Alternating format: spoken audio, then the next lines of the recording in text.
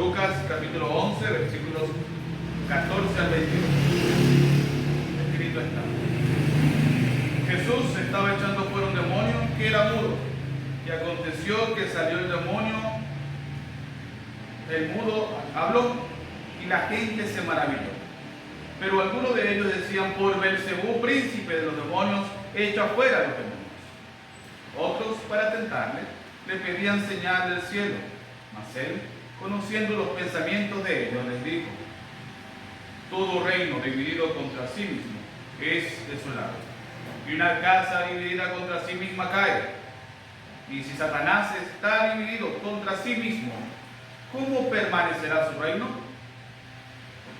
Ya que decís que por Belcebú echo yo fuera los demonios, pues si echo fuera los demonios por Belcebú, vuestros hijos ¿por quién los echan?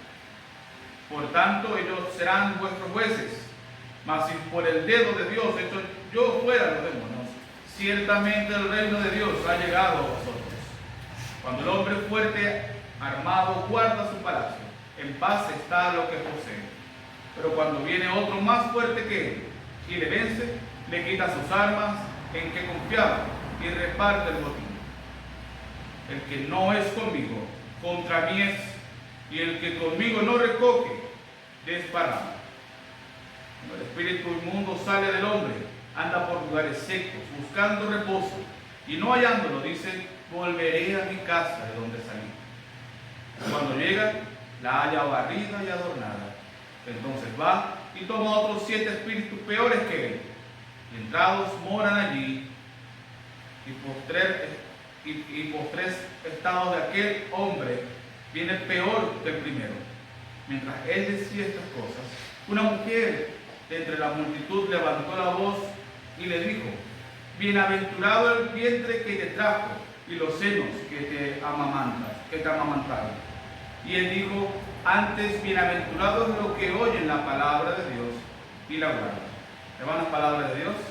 Alabado sea Dios Cristo. Podemos estar sentados. Gracias.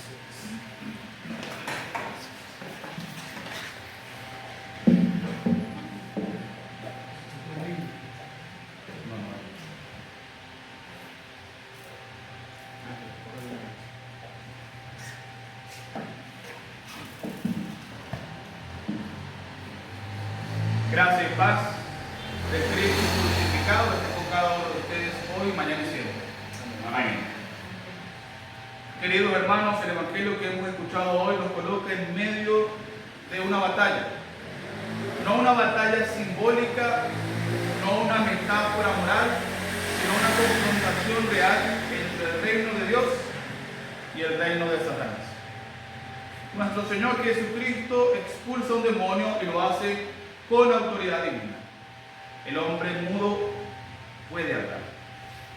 El silencio impuesto por el enemigo es roto por la voz restauradora de Cristo. Pero en vez de fe y adoración surgen sospechas y acusaciones. Se escucha decir: por Belcebú, príncipe de los demonios, echa fuera demonios. Así es el corazón humano caído. Frente a la evidencia de la gracia, sospecha. Frente a la luz, acusa oscuridad. Frente al reino de Dios, se aferra a su propia ceguera. Jesús responde con claridad: si yo echo fuera los demonios por el dedo de Dios, ciertamente el reino de Dios ha llegado a vosotros. La expresión dedo de Dios nos lleva a la lectura del Éxodo, cuando los magos de Egipto reconocen que las plagas son divinas. Aquí Jesús declara algo aún mayor. No es simplemente una señal del poder divino, es la llegada del reino de Dios mismo en la persona del Hijo encarnado. Como luteranos confesionales afirmamos que el reino de Dios no es una experiencia interna subjetiva, ni un proyecto político humano.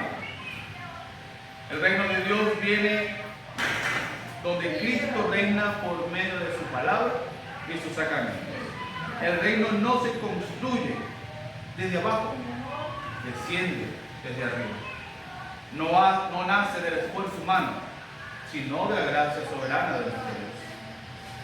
Donde Cristo habla, allí el reino actúa. Donde Cristo perdona, allí el reino libera. Donde Cristo bautiza, allí el reino arranca almas del demonio de las tinieblas y las traslada al reino de Dios. Este exorcismo no es un espectáculo, es una señal escatológica. El reino ha llegado y el hombre fuerte está siendo despojado. Entonces Jesús describe una escena. Un hombre fuerte guarda su palacio armado. Sus bienes están seguros, pero viene uno más fuerte. Lo vence, le quita su armadura y reparte el botín. ¿Quién es el hombre fuerte? Satanás. Su palacio es este mundo caído. Sus bienes son las almas cautivas bajo el pecado y la muerte. ¿Y quién es el hombre más fuerte? Cristo. Esto es la teología de la cruz. Cristo no vence con espada, sino con obediencia perfecta, con sangre derramada, con aparente debilidad. En la cruz el mundo vio derrota, pero la fe ve victoria. El pecado original nos coloca bajo el dominio del hombre fuerte. No somos espiritualmente neutrales, no somos buscadores imparciales de la verdad, estamos por naturaleza muertos en los delitos y pecados. El hombre fuerte no necesita forzar una puerta abierta porque la encuentra rendida, porque somos pecadores. Pero viene el hombre más fuerte. Cristo no negocia con el diablo, no comparte territorios, no firma trepas, lo derrota, lo ata, lo desarma y lo hace mediante su santa y preciosa sangre.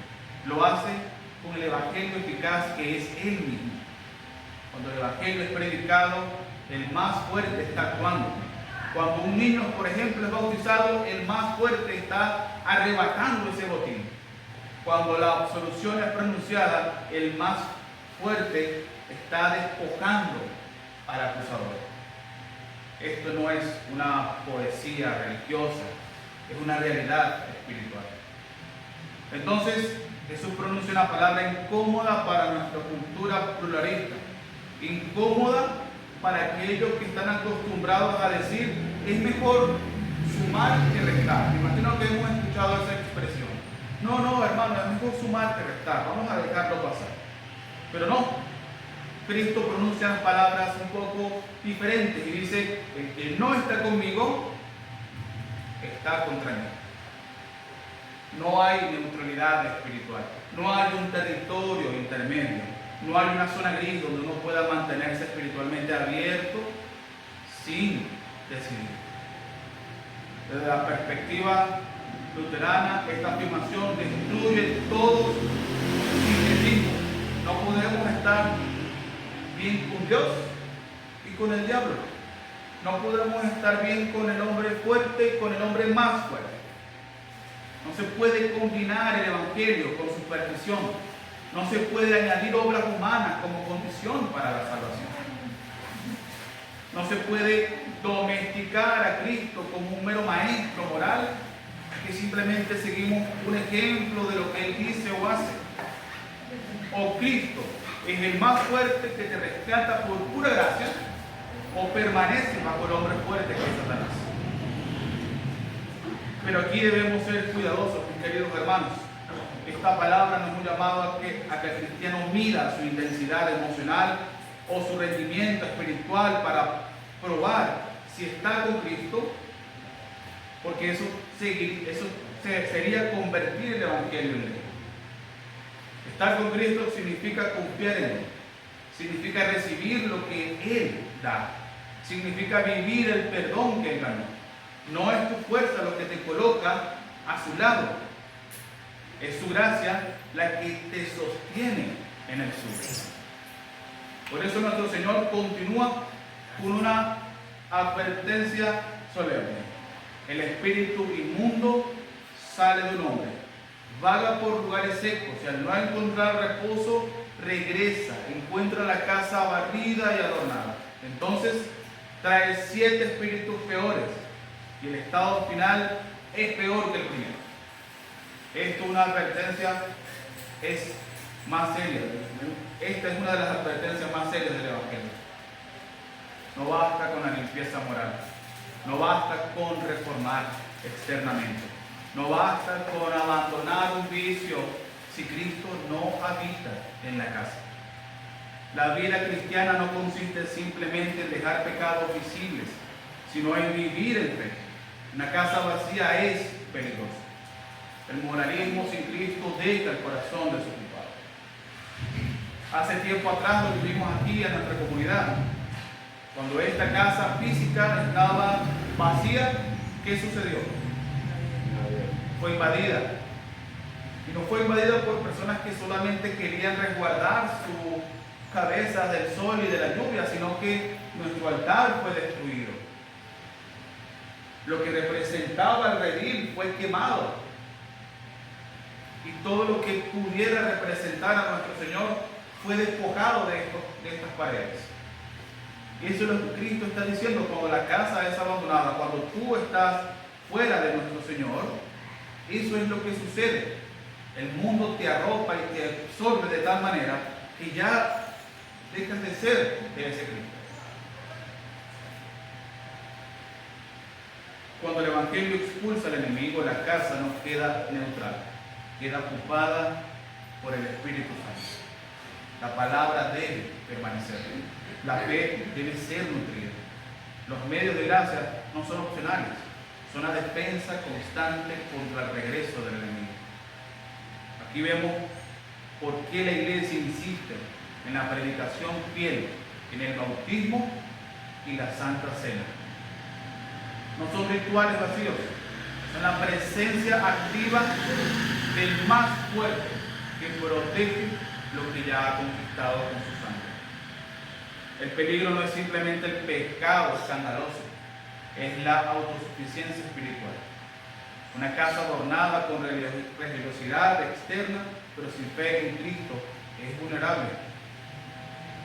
Y en medio de esta enseñanza vemos entonces a una mujer gritando: bienaventurado el vientre que te llevó. Y Jesús dice: antes bien, bienaventurados los que oyen la palabra de Dios y la guardan. No está despreciando a su madre Jesús, sino redirigiendo la verdadera bienaventuranza. La bendición no proviene del vínculo biológico, sino de la fe. ¿Y qué significa guardar la palabra? No significa cumplirla perfectamente para ganar mérito. Significa conservarla, aferrarse a ella, creer en ella. La palabra no es simplemente información, mis queridos hermanos, sobre Dios. Es el medio por el cual el Espíritu Santo crea y sostiene la fe. La fe que viene por el bien. Cuando escuchas el Evangelio, que Cristo murió por pecadores, que su sangre limpia, que su resurrección es tu justicia, el Espíritu Santo está obrando. No depende de la intensidad de tu emoción, depende de la promesa objetiva de Dios. Bienaventurado eres tú, bautizado en Cristo. Bienaventurado eres tú que escuchas la absolución. Bienaventurado eres tú que comes y bebes del cuerpo y la sangre del Señor para el perdón de tus pecados. Tu bendición no se basa en tu desempeño espiritual, sino en la fidelidad de Dios. Esa fidelidad que muestra a través de su palabra. Ahora bien, no debemos salir de este texto pensando que la batalla ha terminado en nuestras experiencias presentes. El diablo sigue tentando, el mundo sigue seduciendo y nuestra propia carne se sigue resistiendo. Pero la victoria decisiva ya ocurrió. El más fuerte ya venció en la cruz. El acusador ya fue desarmado y la sentencia de condenación hacia nosotros por ese Cristo ya fue anulada. Por eso el cristiano vive en tensión, aún lucha, pero no como quien duda del resultado, lucha como quien ya conoce al vencedor. Cuando caes en pecado, el enemigo seguramente te va a susurrar, sigue siendo mío. Pero la palabra responde, fuiste comprado por precio, por sangre. Cuando la culpa llegue a aplastarte, el enemigo te va a acusar, pero Cristo sigue intercediendo por ti. No mires hacia adentro buscando pruebas de tu fuerza espiritual. Mira hacia afuera, hacia Cristo crucificado y resucitado. El dedo de Dios que expulsó demonios es el mismo poder que te sostiene, que te sostuvo en tu bautismo y te sostiene hasta ahora. El reino que llegó entonces sigue llegando hoy desde el Evangelio proclamado desde este altar.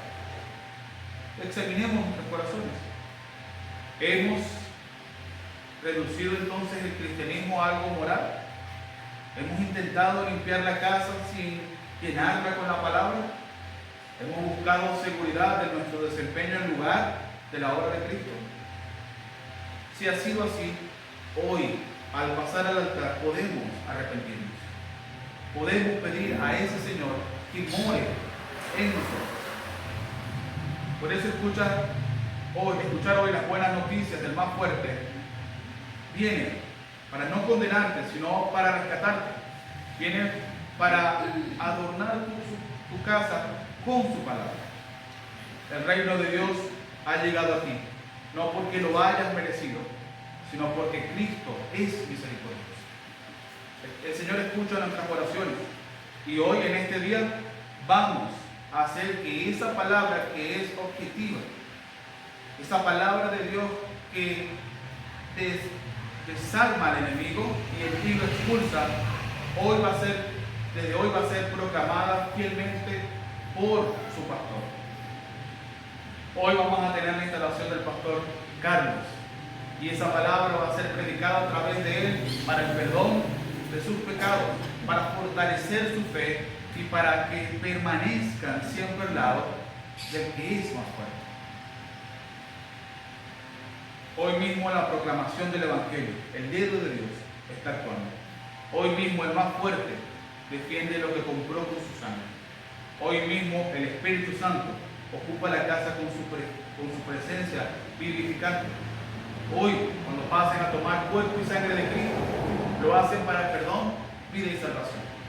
Recordando que ese sacrificio de nuestro Señor limpió tu casa, purificó tu ser y lo prepara para el último día, para el día en el que el más fuerte regrese, para cumplir su promesa de darte lo que te ha prometido, perdón de tus pecados, pero también un lugar donde morar a su presencia. Por tanto, mis hermanos, permanezcamos en la palabra, recibamos fielmente nuestros sacramentos, confiemos en la promesa. Y cuando el enemigo acuse, respondemos con la cruz, porque Cristo ha vencido en la cruz. Por eso y por mucho más, damos gracias a Dios por Cristo Jesús. Amén. Amén.